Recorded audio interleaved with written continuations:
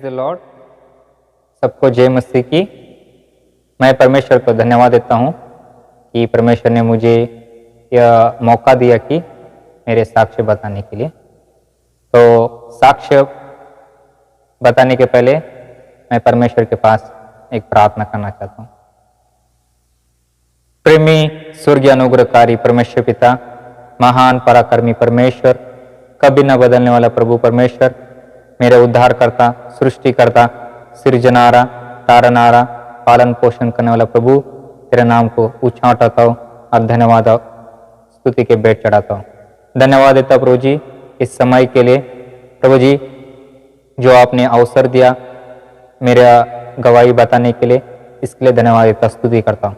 प्रभु जी आज के दिन के लिए धन्यवाद देता हूँ। आपने मुझे, एक समय ऐसा था मैं पाप के कारण अनंत काल की उस मृत्यु और प्रभु जी विनाश की ओर जा रहा था, परंतु प्रभु मुझे बचाने के लिए आपने इस दुनिया में आए, मेरे बदले आपने मारा गए, दफनाया गया और फिर तीसरे दिन जी उठे। इसके लिए धन्यवाद देते, स्तुति करते हैं। प्रभु यीशु मसीह जो महान लहू आपने कलवरी क्रूस के ऊपर बहाया, उस लहू से आपने मेरे पापों को तूने धो दिया है, शुद्ध और क्षमा किया। इसके लिए धन्यवाद देते, स्तुति करते हैं। धन्यवाद देते प्रभु जी आपके ऊपर विश्वास करने से आपका संतान करा, इसके लिए धन्यवाद देते, स्तुति करते हैं। प्रभु जी आपने मुझे कभी छोड़ा नहीं, कभी त्यागा नहीं, इसके लिए धन्यवाद देता, स्तुति करता हूँ। क्रिस्त यीशु में मुझे यूहन्ना 14:3 के अनुसार प्रभु जी एक अनंत काल की आशा दिया है। जहाँ पे आप रहते हैं वहाँ पे आप मेरे लिए आपके स्वर्गीय राज में जगह बनाने के लिए गए हैं। फिर से आप वापस आएंगे, मुझे लेके जाएंगे, आपके राज्य में रखेंगे। इसके अनंत काल की आशा के लिए धन्यवाद देते, स्तुति करते हैं। धन्यवाद देते प्रभु जी आपने किए अगणित उपकार के लिए। प्रभु जी विशेष करके आभार मानते, स्तुति करते प्रभु जी जो गवाही बता के आपने मौका दिया, इसलिए आभार मानते, स्तुति करते। आप ही मुझे सहायता और मदद करें, मेरे गवाही के द्वारा आपके नाम की महिमा हो, यही विनती प्रार्थना करता हूँ। छोटी सी विनती प्रार्थना और धन्यवाद के भेंट मेरे जीवित खुदावंत यीशु मसीह के मधुर मिलन रखते सुनो ग्रहण कीजिए, आमीन। मेरा नाम है स्टीफन देवदास मस्कनई। मैं प्रॉपर रहने वाला शोलापुर का हूँ। शोलापुर में एब्रोन चर्च से हूँ। वहाँ पे हमारे चर्च के अंकल है, RL रूबेल अंकल। तो मैं पैदाइश से गवाही बताने के पहले थोड़ा सा मेरा परिवार के बारे में बताना चाहता हूँ।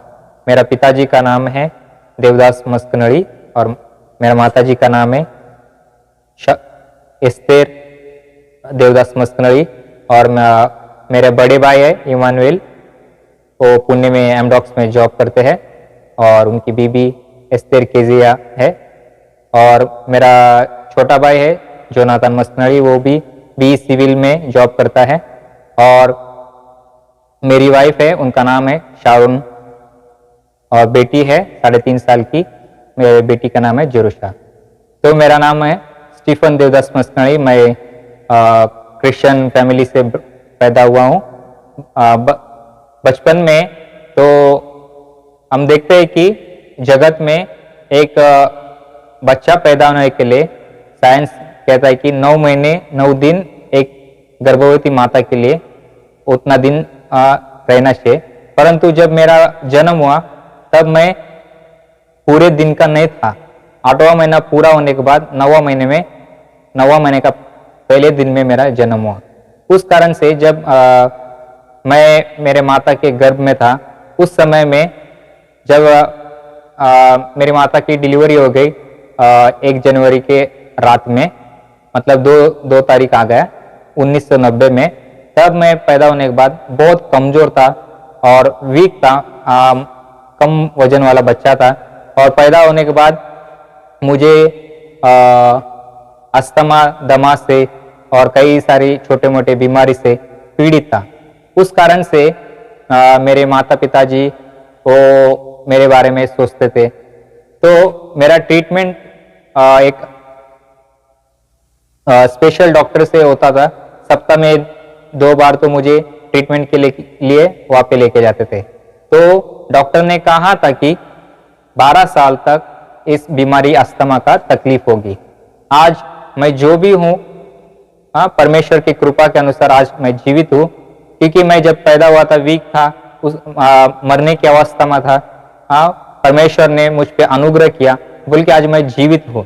तो मुझे याद है जब मैं 12 साल पूरा होने के बाद मेरे माताजी के साथ डॉक्टर के पास गया था तो चेकअप के लिए, उस दिन का याद है। उस दिन से आज तक मेरे उद्धारकर्ता प्रभु यीशु मसीह और मेरा चंगा करने वाला प्रभु यीशु मसीह ने मुझे आज लगभग 20-21 साल हुआ, एक दिन भी मुझे अस्थमा का तकलीफ नहीं हुआ है। परमेश्वर ने इस बीमारी से मुझे पूरी रीति से चंगाई दिया है और मैं परमेश्वर की स्तुति करता हूँ। और मैं थोड़ा सा मेरे पढ़ाई के बारे में भी थोड़ा गवाही देना चाहता हूँ। मैं बचपन से कमजोर या और ऐसी बीमारी से पीड़ित होने के कारण मैं पढ़ाई मतलब बहुत कठिन होती थी मुझे पढ़ने के लिए। तो मेरे माता पिता जी सोचते थे कि कम से कम 10th तो पास होगा कि नहीं, उनको गारंटी नहीं थी।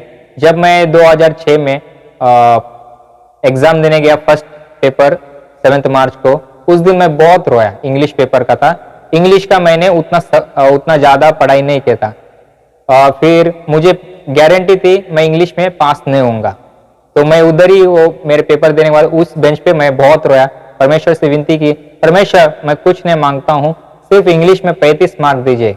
और इतना प्रेयर किया और मेरे 2-3 क्रिश्चियन फ्रेंड से हम जाते जाते उनको बताया बाकी के जितने भी पेपर है मैं खुशी से दूंगा और 3 महीने की छुट्टी बिना टेंशन का मैं छुट्टी बिताऊंगा। तो 26 जून 2006 में मेरा 10th का रिजल्ट का लगने वाला था 11 बजे इंटरनेट पे।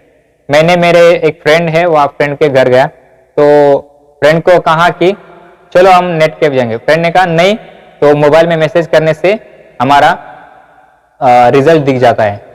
तो और एक फ्रेंड है बेस्ट फ्रेंड, उनको भी बुलाए।